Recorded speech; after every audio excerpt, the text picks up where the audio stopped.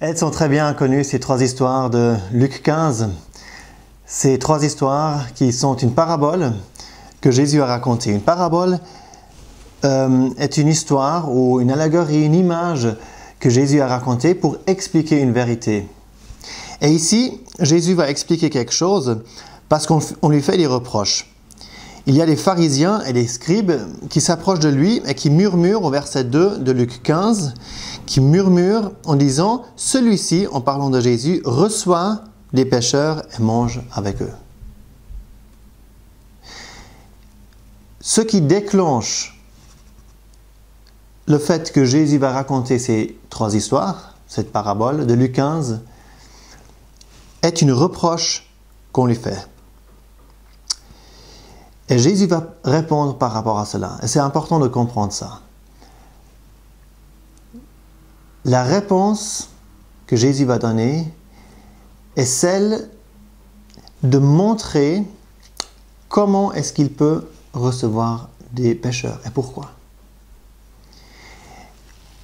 Et pour répondre à cette question, pour le démontrer, pourquoi il peut manger avec des pécheurs,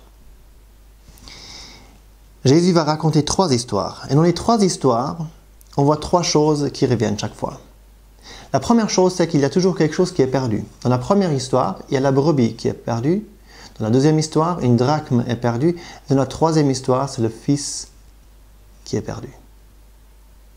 Il y a aussi toujours de la joie. Il y a de la joie dans la première histoire lorsque le berger retrouve sa brebis ou que la femme retrouve sa drachme, cette pièce d'argent. Et aussi lorsque le père retrouve son fils qui revient à la maison. Et troisième chose qu'on voit aussi dans les trois histoires, c'est qu'il y a toujours de la repentance. Il est parlé de la repentance dans la première histoire de la brebis perdue, dans la deuxième aussi, et dans la troisième, il n'est pas expressément parlé, le mot repentance, il me semble, ne se trouve pas dans ce récit, mais on voit dans l'attitude du fils qu'il y a de la repentance. Ce fils s'est repenti. Et maintenant, c'est important de voir cette réponse de Jésus. On va voir maintenant en détail comment il répond. Et la première chose qu'on voit aussi, c'est ces pharisiens et ces scribes, eux, ils ne se considéraient pas pécheurs. Et c'est déjà là où est le problème. Tellement de gens aujourd'hui ne se considèrent pas pécheurs. Et pour ces gens-là, Jésus ne peut pas vraiment aider. Mais là, il y avait des personnes qui se considéraient comme pécheurs. Et c'est la raison pourquoi ils viennent vers Jésus. Quelle grâce Jésus a dû démontrer, montrer lorsqu'il était sur cette terre pour que des gens, des pécheurs, qui étaient conscients de leur état, n'avaient pas peur de s'approcher de Jésus. Quelque chose de magnifique. Mais en face des scribes, des pharisiens, des propres justes, ceux qui croyaient qu'ils étaient mieux.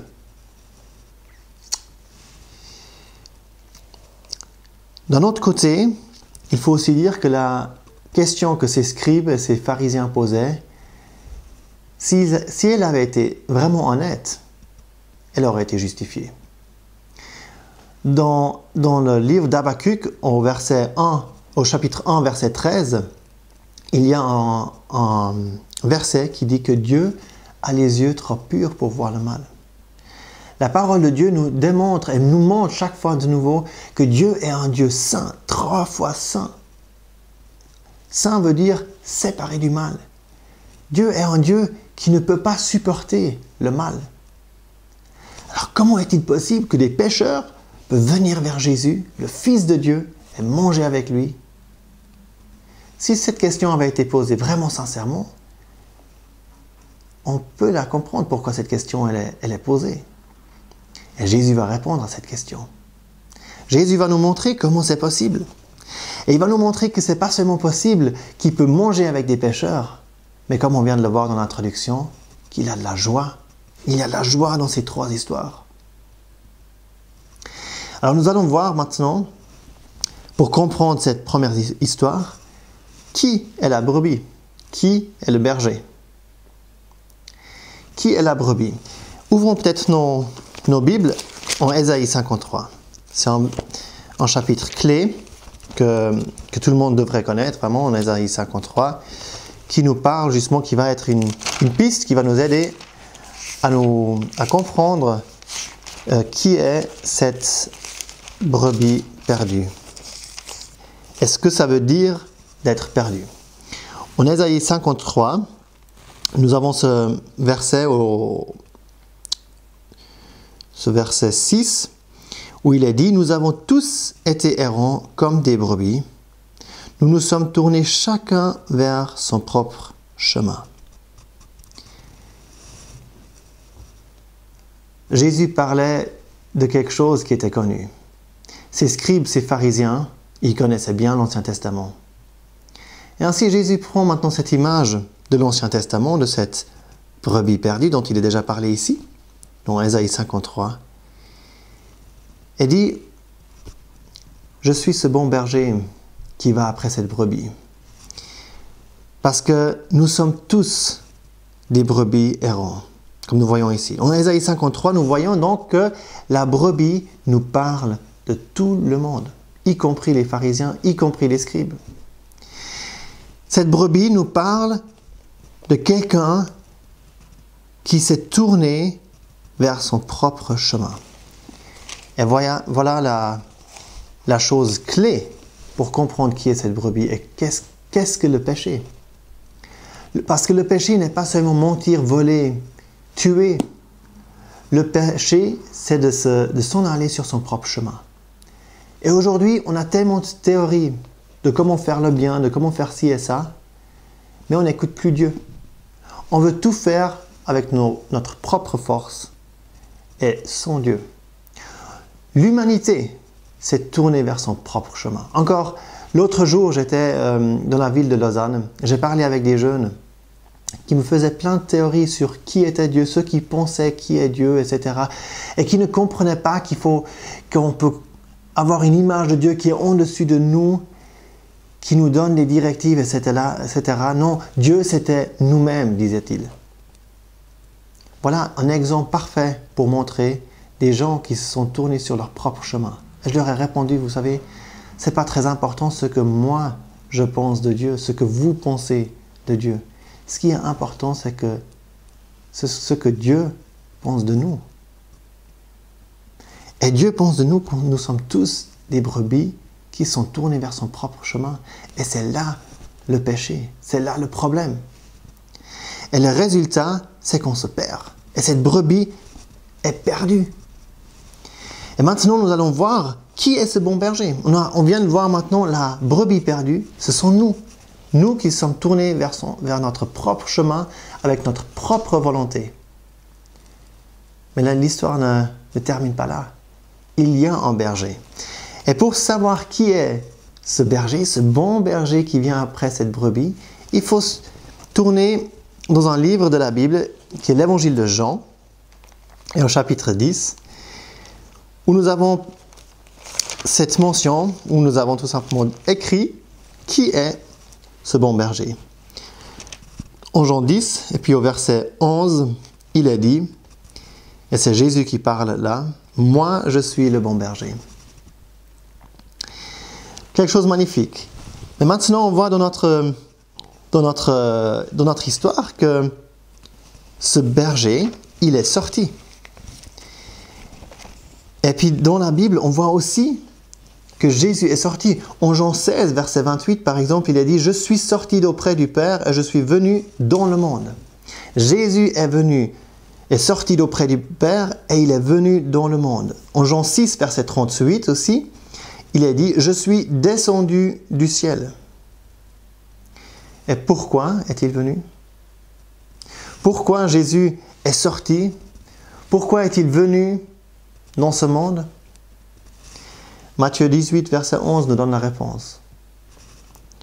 Le Fils de l'homme, c'est Jésus. Le Fils de l'homme est venu pour sauver ceux qui étaient perdus. La raison pourquoi Jésus vient dans ce monde était pour sauver ceux qui étaient perdus. Pour sauver une brebis. Pour sauver une personne. Pour nous sauver. Parce que nous étions tous cette brebis qui s'est tourné sur son propre chemin. On a clarifié maintenant qui est cette brebis. La brebis, ce sont les hommes. Ce sont des gens comme vous et moi. Qui est ce berger? C'est Jésus. Ce qui est intéressant, c'est de voir que ce berger, dans le 15, va après une seule brebis. Pourquoi? Je pense une raison en tout cas est pour nous montrer que chaque brebis est important pour Jésus. Chaque personne individuellement est important pour Dieu. Si vous étiez la seule personne perdue dans ce monde, Dieu mettrait tout en œuvre pour vous sauver. Jésus, si moi j'avais été la seule personne pécheur dans ce monde, Jésus serait venu pour me chercher. Il ne se dit pas, 99 c'est déjà pas mal, ou je vais en acheter une autre, je vais chercher une autre. Non, cette brebis qui s'est perdue, il va la chercher. Chose magnifique de savoir que c'est quelque chose d'individuel, que Dieu nous connaît individuellement. Il nous compte. Chacun et chacune de ces brebis, elle est comptée et il y en a une qui manque. Et ainsi, Dieu connaît tout le monde. Et il y a une personne qui manque peut-être encore. Il veut la sauver. Il va après vous pour vous sauver. Et on a vu maintenant que Jésus sort. Et ici, le berger il sort aussi. Jésus sort du ciel, il est venu dans ce monde. Et ce berger assis, il sort maintenant. Il va sortir pour chercher cette brebis perdue au verset 4 à la fin, jusqu'à ce qu'il ait trouvé. Et dans ces paroles, jusqu'à ce qu'il ait trouvé, il y a beaucoup de choses. Parce que où est-ce que nous étions? Où est-ce que l'humanité est? Selon Dieu. Selon Dieu. Comment est-ce que Dieu nous voit? Encore une fois, ce qui est important, ce n'est pas comment nous on pense, comment Dieu nous voit, mais quelle est la réalité? Comment est-ce que Dieu me voit? Il y a un verset qui nous dit, en fait, dans l'Épître aux Romains, qu'on était sans force. Et lorsqu'on était sans force, Christ, en fait, il va comme ça le verset, Christ, alors que nous étions encore sans force, au temps convenable, est mort pour les impies. Cette brebis n'avait plus aucune force. Cette brebis était incapable aussi de se sauver elle-même. Il y a tant de gens qui croient qu'on peut, par nos propres forces, par nos propres moyens, se sauver. Ce n'est pas ce que la Bible dit. La Bible nous dit qu'on était sans force, comme cette brebis, complètement perdu, incapable de nous sauver. Et cette brebis était encore moins capable de sauver une autre brebis qui était perdue. Donc, la Bible nous enseigne qu'on ne peut pas se sauver nous-mêmes. Et on ne peut pas sauver les autres. Et ce n'est pas quelqu'un d'autre de cette humanité sur cette terre qui peut nous sauver. Le seul espoir qui existait pour cette brebis était que le berger vient la chercher. Et cet espoir, c'est devenu la réalité. Jésus est venu du ciel pour nous chercher. Mais il la trouve jusqu'à ce qu'il ait trouvé. Et il a trouvé sans force. Mais on a vu ici que, dans ce verset, que encore que nous étions sans force, au temps convenable, Christ est mort pour les impies. Il est mort. Pourquoi est-il mort? Alors, il faut peut-être ouvrir une fois nos paroles, notre Bible en Éphésiens, Épître aux Éphésiens, et au verset 2, au chapitre 2 et au verset 1, parce que là, cela va plus loin. Et ça nous montre dans quel état nous étions. Dans Romains 5, nous venons de voir que nous étions sans force, mais Éphésiens 2, verset 1 nous dit « Lorsque vous étiez morts dans vos fautes et dans vos péchés ». Sans Dieu et sans Jésus, et en s'écartant de lui, nous sommes morts. Nous n'avons déjà aucune relation avec lui. Nous sommes morts. Et de l'autre côté, nous ne pouvons rien faire sans lui. Dieu nous voit comme des morts. Mais pour nous chercher, Jésus a dû venir dans l'état dans lequel on était. Ou bien on peut dire dans cet endroit. Comme ce berger allait dû descendre dans ce lieu où se trouvait cette brebis perdue. De la même manière, Christ a dû venir sur le monde, dans le monde, jusque dans cet état où nous étions. Nous venons de voir en Ephésiens 2, verset 1, que notre état, il était mort. Voilà une raison pourquoi Christ est entré dans la mort. Voilà une raison pourquoi Jésus a dû mourir. Pour nous trouver, il a dû aller là où on était, et on était mort. Et toute personne qui ne croit pas en Dieu, qui ne croit pas en Jésus, comme son sauveur personnel, est mort. Et le seul moyen pour se laisser trouver, pour être sauvé, c'est d'accepter Jésus-Christ qui est mort pour vous. Il a dit en Jean 10, nous avons vu avant ce verset où il a dit « Moi, je suis le bon berger ». Ce verset continue « Moi, je suis le bon berger et le bon berger met sa vie pour les brebis ». Quelle profondeur dans ce verset qui nous montre que Jésus est le bon berger et pour nous trouver, et pour nous chercher, et pour nous trouver, il est mort pour sa brebis. Oui, en Pierre 3, 18 nous dit « Christ a souffert une fois pour les péchés, le juste pour les injustes, afin qu'il nous amenât à Dieu, ayant été mis à mort. » On voit ici que le berger, il ramène cette brebis. On a vu dans ce verset de 1 Pierre 3, verset 18, que Jésus veut nous amener à Dieu. C'est tellement touchant de voir cette histoire de cette brebis perdue et de voir comment maintenant le berger il réagit. Y a-t-il des reproches? Est-ce que cette brebis se fait punir? Non. Il la prend sur ses épaules. Il a de la joie. Les épaules nous parlent de quelqu'un qui est fort. Quand on voit quelqu'un qui est fort d'épaules, c'est quelqu'un qui a de la force. Si on voit un boxeur, par exemple, il a des épaules larges, il a de la force. Il la porte sur ses épaules. Cela nous parle de sécurité. Sur ses deux épaules, il est parlé de pluriel ici. La brebis est sur les deux épaules. Et si on porte une brebis sur les deux épaules, avec les deux jambes qui viennent des deux côtés de la tête de la brebis est tout proche aussi de la tête du berger. On peut même se regarder quelque chose de magnifique. Quelle image magnifique que Dieu nous montre ici avec cette brebis perdue. Il nous montre cette image à quel point Dieu veut avoir la communion avec nous et à quel point aussi notre salut est certain. Il y a une pleine sécurité sur les épaules de Jésus.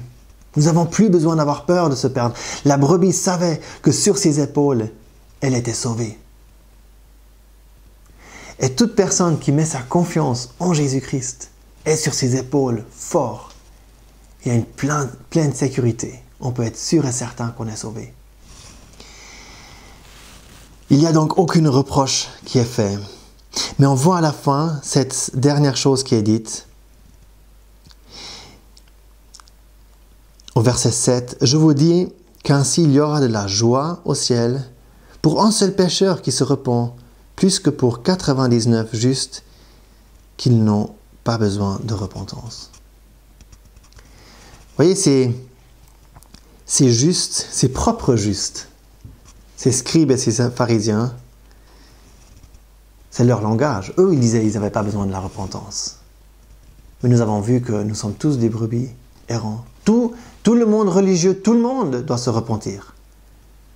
Il n'y a aucune personne sur cette terre qui ne doit pas se repentir. Aucune personne. Les prophètes ont dû se repentir. Le pape doit se repentir. Tout le monde doit se repentir parce que nous sommes tous ces brebis errants. Nous avons tous tôt ou tard péché et nous sommes tous éloignés de Dieu. Mais il y a la repentance, il y a la joie lorsque quelqu'un se repentit. Et là, alors que principalement dans ces histoires, il y a, on voit la responsabilité, on voit Dieu qui agit, on voit ici Jésus qui agit, le Fils de Dieu qui sort du ciel, qui vient dans ce monde. Mais jusqu'à la fin, il est parlé de repentance. Et c'est juste un petit signe pour nous montrer qu'il y a une responsabilité de chacun de nous de se repentir. Pas pour se sauver, non, jamais. Mais pour accepter qu'on est cette brebis perdue. C'est ça la repentance fondamentalement. C'est d'accepter, je suis cette brebis perdue, je suis celui qui est errant, je suis celui qui fait sa propre volonté, qui s'est éloigné de Dieu. Je fais partie, je le reconnais. Et je me laisse sauver du bon berger de Jésus. J'accepte sa mort. J'accepte celui qui est venu me chercher jusqu'à ce qu'il m'ait trouvé. Et puis il m'a trouvé où dans la mort? C'est ça la repentance. Et lorsqu'on fait cela, lorsqu'on se met à genoux et on reconnaît cela, et on remercie Dieu pour sa bonté, et qu'il est mort pour moi, que Jésus est mort pour moi, alors il y aura la joie au ciel. Quelque chose de magnifique. J'espère vraiment aussi qu'il y aura la joie au ciel encore aujourd'hui pour un pécheur qui se repent. Je sais qu'il y a eu la joie pour moi au ciel un jour où je me suis repenti. Je ne l'ai jamais regretté. J'espère qu'il y aura la joie aussi au ciel aujourd'hui, peut-être pour vous. Merci.